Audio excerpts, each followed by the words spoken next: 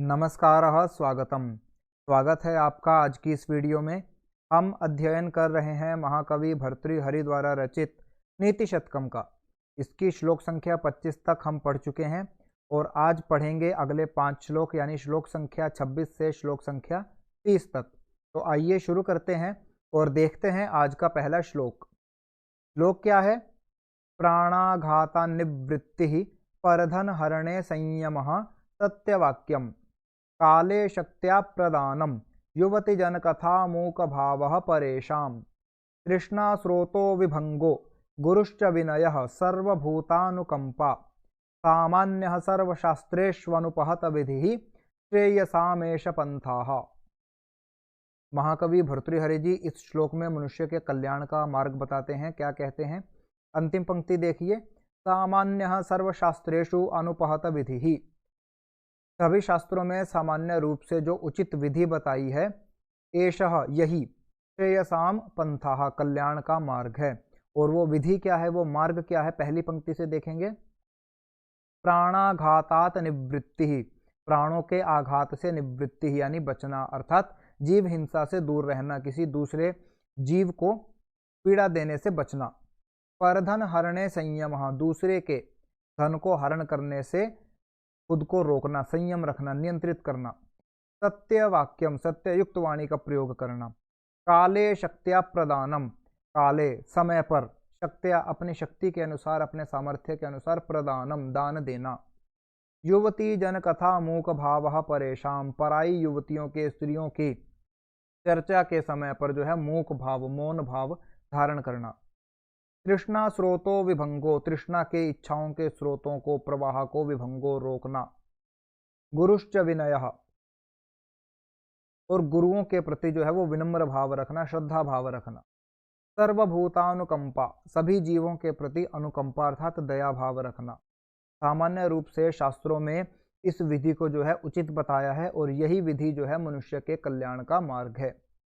जो मनुष्य अपना कल्याण चाहता है उसे इस विधि को जो है व्यवहार में लाना अनिवार्य है। अगला श्लोक देखते हैं, प्रारभ्यते न खलु विघ्न भयेन नीचैः प्रारभ्य विघ्न विहता विरमन्ति मध्याः विघ्नैः पुनः पुनरपि प्रतिहन्यमानाः प्रारब्धमुत्तम जना न परित्यजन्ति। इस श्लोक में महाकवि भर्तृहरि जी 3 प्रकार के मनुष्यों के बारे में बताते हैं। पहले निम्न श्रेणी के, दूसरा मध्यम श्रेणी का और तीसरा उत्तम श्रेणी के। तो निम्न श्रेणी के मनुष्य किस प्रकार के होते हैं? पहली पंक्ति देखिए, प्रारभ्यते न खलु विघ्न भयेन नीचैः। जो निम्न श्रेणी के मनुष्य होते हैं वो विघ्न भयेन, विघ्नों के भय के कारण, न प्रारभ्यते खलु, किसी भी कार्य को प्रारंभ ही नहीं करते, कोई भी नया कार्य आरंभ ही नहीं करते, इस भय से कि इसमें कोई ना कोई बाधा जरूर आएगी। मध्यम श्रेणी के मनुष्य, प्रारभ्य विघ्न विहता विरमन्ति मध्याः, जो मध्यम श्रेणी के मनुष्य होते हैं, प्रारभ्य वो किसी कार्य को आरंभ तो करते हैं लेकिन विघ्न विहता विरमन्ति, विघ्नों के भय से, विघ्नों के कारण विचलित होकर जो है विरमन्ति, बीच में ही छोड़ देते हैं। और उत्तम श्रेणी के मनुष्य, विघ्नैः पुनः पुनरपि प्रतिहन्यमानाः, विघ्नों के पुनः पुनरपि, बार बार जो है प्रतिहन्यमानाः, विचलित किए जाने पर भी, भय दिखाने के बाद भी, डराने के बाद भी, प्रारब्धम उत्तम जना न परित्यजन्ति, जो उत्तम जन होते हैं वो अपने आरंभ किए कार्य को न परित्यजन्ति, छोड़ते नहीं हैं, अर्थात उसे पूरा ही करते हैं। इस प्रकार भर्तृहरि जी यहाँ पर 3 प्रकार के मनुष्यों का वर्णन करते हैं। अगला श्लोक देखते हैं, असंतो नाभ्यर्थ्याः सुहृदपि न याच्यः कृशधनाः प्रियान्याया वृत्तिर्मलिनमसुभङ्गेऽप्यसुकरम् विपद्युच्चैस्थेयं पदमनुविधेयं च महताम् सतां केनोद्दिष्टं विषममसि धाराव्रतमिदम्। इस श्लोक में महाकवि भर्तृहरि जो है वो सज्जनों का जीवन चरित्र प्रस्तुत करते हैं, उनके व्यवहारिक जीवन का वर्णन करते हैं। क्या कहते हैं? अंतिम पंक्ति देखिए, सताम केनोद्दिष्टम, सज्जनों को किसने उद्दिष्ट किया है, उपदेश दिया है। विषमम, कठिनतम, असिधारा व्रतमिदम, इस असिधारा व्रत का, और असिधारा व्रत कैसा है? ये विषमम, सबसे कठिनतम जो व्रत है, इस व्रत का सज्जनों को किसने उपदेश दिया है, अर्थात इसे करना चाहिए ऐसा उनके लिए किसने कहा है। और ये व्रत क्या है? असंतो नाभ्यर्थ्याः सुहृदपि न याच्यः कृशधनः। इसमें असंतों से, असज्जनों से, दुष्टों से, बुरे लोगों से और कृशधनः कम धन वाले सुहृदपि अपने बंधुओं से, मित्रों से, न याच्यः किसी भी तरह की याचना नहीं करनी होती। प्रिया न्याया वृत्ति, प्रिय और न्याय युक्त वृत्ति अर्थात जीवन का पालन करना होता है, निरपक्ष रूप से जो है अपने जीवन का पालन करना होता है। और मलिनम अशुभंगे अपि असुकरम, और प्राणों का संकट होने के बाद भी शास्त्रों में जिस काम को अकृत बताया है, निंदनीय बताया है, ऐसे कर्म को नहीं करना है। अर्थात प्राणों का संकट होने पर भी कोई भी गलत कार्य नहीं करना है। विपद्युच्चैः स्थेयम, विपत्ति के समय ऊंचा रहना अर्थात आदर्श रूप में स्थित रहना। ऐसा नहीं है विपत्ति आई तो किसी भी प्रकार से सही या गलत उस विपत्ति को दूर करना। आदर्श रूप में सही रूप से उस विपत्ति को कैसे दूर किया जा सकता है, इस प्रकार का आदर्श जीवन, एक आदर्श चरित्र स्थापित कर। पदम अनुविधेयम च महताम, महताम और महापुरुषों ने जिस मार्ग को, कल्याण के मार्ग को बताया है, उसी मार्ग का अनुसरण करना, चाहे उसमें कितनी भी बाधाएं आए, कितने भी संकट आए। इस प्रकार का ये जो असिधारा व्रत है, सज्जनों को इस व्रत का पालन जो है वो करना अनिवार्य होता है। अगला श्लोक देखते हैं। क्षामो अपि जरा कृशोपि शिथिल प्राणोपि कष्टाम दशाम, आपन्नो अपि विपन्नदीधितिरपि प्राणेषु नश्यत्स्वपि, मत्तेभेन्द्र विभिन्न कुंभ पिशितग्रासैकबद्ध स्पृहा, किम जीर्णम तृणमत्तिमान महतामग्रेसरः केसरी। केसरी सिंह के बारे में बात कर रहे हैं और उस सिंह की दशा कैसी है? क्षामो अपि, ऐसा है जो भूख के कारण जो है वो क्षीण हो गया है। जरा कृशो अपि, जो बुढ़ापे के कारण बिल्कुल पतला दुर्बल हो गया है, बलहीन हो गया है। शिथिल प्राणों अपि, जिसके प्राण शिथिल पड़ गए हैं, अर्थात जिसका तेज शिथिल पड़ गया है, कम हो गया है। कष्टाम दशाम आपन्नो अपि, कष्टदायक पीड़ादायक दशा को जो प्राप्त हो गया है। और प्राणेषु नश्यत्सु अपि, और प्राणों के नष्ट होने की स्थिति में भी। सिंह की दशा कैसी बताई है? भूख से बिल्कुल बेचैन है, व्याकुल है, बुढ़ापे के कारण निर्बल हो गया है, तेजहीन हो गया है, कष्टदायक पीड़ादायक जो है वो अवस्था में है, प्राणों के नष्ट होने की स्थिति आ गई है। लेकिन ऐसी दशा को प्राप्त होने के बाद भी जो सिंह है, वो सिंह कैसा है? मान महताम अग्रेसरः, मानियों में, स्वाभिमानियों में जो अग्रगण्य है। सिंह के बारे में कहा जाता है कि वो कभी भी सामने पड़ा हुआ शिकार नहीं करता, अपने आप से शिकार करता है, उसके बाद किसी भी जीव को मारकर खाता है। तो एक तरह से सिंह जो है वो स्वाभिमानी है। तो बड़े बड़े स्वाभिमानियों में जो अग्रेसर है, सबसे पहले है, ऐसा जो केसरी है वो सिंह है। और वो सिंह भी कैसा है?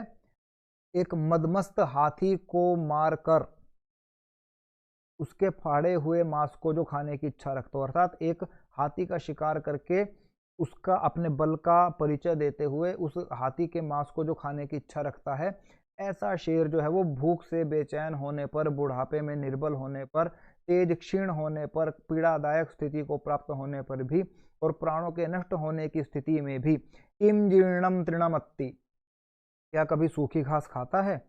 अर्थात नहीं खाता। जो शेर कभी अपने बल, अपने पौरुष से एक विशालकाय हाथी का शिकार करके उसका मांस खाता था, वो शेर जो है अपने वृद्धावस्था में, अपने प्राणों के नष्ट होने की स्थिति में भी कभी जो है अपनी परिस्थितियों से समझौता नहीं करता, सूखी घास नहीं खाता। यहाँ पर महाकवि भर्तृहरि जी केसरी एक सिंह के उदाहरण से सज्जनों का आदर्श चरित्र यहाँ पर स्थापित करते हैं कि जो सज्जन मनुष्य होते हैं वो जीवन में किसी भी परिस्थिति में, जो भी उनके सामने परिस्थिति हो, उस परिस्थिति से समझौता नहीं करते और अपने आदर्शों को कभी नहीं छोड़ते। अगला श्लोक देखते हैं। स्वल्पस्नायु वसावशेष मलिनम निर्मासमप्यस्थिकम, स्वालब्ध्वा परितोषमेति न तु तत्तस्य क्षुधा क्षान्तये, सिंहो जम्बुकमंकमागतमपि त्यक्त्वा निहन्ति द्वीपम, सर्वः कृच्छगतोऽपि वाञ्छति जनः सत्त्वानुरूपम फलम। यहाँ पर महाकवि भर्तृहरि जी जो है वो मनुष्य का व्यवहार बताते हैं कि प्रत्येक मनुष्य जो है वो अपने सामर्थ्य, अपनी शक्ति के अनुसार जो है वो अपने लिए फल की कामना करता है। कमजोर मनुष्य थोड़े से फल में संतुष्ट हो जाता है, साहसी या वीर मनुष्य जो है वो अधिक की इच्छा करता है और उसके लिए निरंतर प्रयास करता है। और यहाँ पर वो उदाहरण किसका देते हैं? एक कुत्ते का और एक शेर का। क्या कहते हैं देखिए, स्वल्प स्नायु, स्वल्प स्नायु अर्थात बहुत ही कम जिसमें चर्बी या मांस बचा है, ऐसे अवशेष, बचा हुआ टुकड़ा, मलिनम, गंदगी से भरा हुआ, निर्मासम अपि अस्थिकम, बिना मांस के, अस्थिकम हड्डी को, श्वा लब्ध्वा परितोषमेति, जो श्वा है, श्वान है, कुत्ता है, लब्ध्वा पाकर, परितोषमेति बड़ा संतुष्ट हो जाता है, बड़ा परितोष करता है। एक नस या चर्बी के थोड़े से बचे हुए भाग से गंदी बिना मांस की अस्थि को, हड्डी को पाकर भी जो एक कुत्ता है वो परम आनंद अनुभव करता है, बहुत प्रसन्न होता है। यद्यपि न तो तत्तस्य क्षुधा शांत, यद्यपि उससे उसकी क्षुधा, उसकी भूख शांत नहीं हो सकती, मिट नहीं सकती, लेकिन फिर भी एक ऐसी हड्डी के टुकड़े को पाकर एक कुत्ता जो है बड़ा प्रसन्न होता है। जबकि दूसरी ओर सिंहो जम्बुकम अंकम आगतम अपि, जो शेर है वो अंकम अपनी गोद में आए हुए जम्बुकम गीदड़ को त्यक्तवा छोड़कर, निहंती द्वीपम एक विशालकाय हाथी का शिकार करता है। जबकि शेर अपने गोद में आए, अपने पास आए, अपने पंजे में आए हुए एक गीदड़ को छोड़कर, क्योंकि गीदड़ बलहीन है शेर की अपेक्षा, तो उस गीदड़ का शिकार करना शेर के स्वाभिमान के लिए ठीक नहीं है। तो अपने अंक में, अपनी गोद में आए हुए गीदड़ को त्यक्तवा छोड़कर, निहंती द्वीपम जो शेर है वो एक विशाल काय हाथी का शिकार करता है अपने, और उसका अपने बल का परिचय देता है। इसलिए महाकवि भर्तृहरि जी क्या कहते हैं? सर्वः कृच्छ गतोऽपि वांछति जनाः सत्वानुरूपम फलम। इस प्रकार जो सभी प्रकार के प्राणी हैं, जो जीव हैं, वो अपने तत्वानुरूपम, अपनी शक्ति के अनुसार ही अपने लिए फल की कामना करते हैं। अर्थात कुत्ता क्योंकि निर्बल प्राणी है, जीव है, तो वो अपने से थोड़े से उस गंदी, गली सड़ी मांस युक्त हड्डी को पाकर ही संतोष कर लेता है। यद्यपि उससे उसकी भूख शांत नहीं होती, लेकिन फिर भी वो खुश हो जाता है। दूसरी ओर शेर जो है अपने शिकार में आए गीदड़ को छोड़कर जो है एक विशालकाय हाथी का शिकार करता है, अपने बल का प्रयोग करता है, परिचय देता है। इस प्रकार जो है मनुष्य अपने व्यवहार, अपने सामर्थ्य के अनुसार ही अपने लिए अपने फल की कामना करता है। ये था आज की कक्षा का अंतिम श्लोक, श्लोक संख्या 30। आप इनका अभ्यास कीजिए। अगले कक्षा में अगले 5 श्लोक, श्लोक संख्या 21 से 35 तक हम अध्ययन करेंगे। तब तक के लिए धन्यवाद।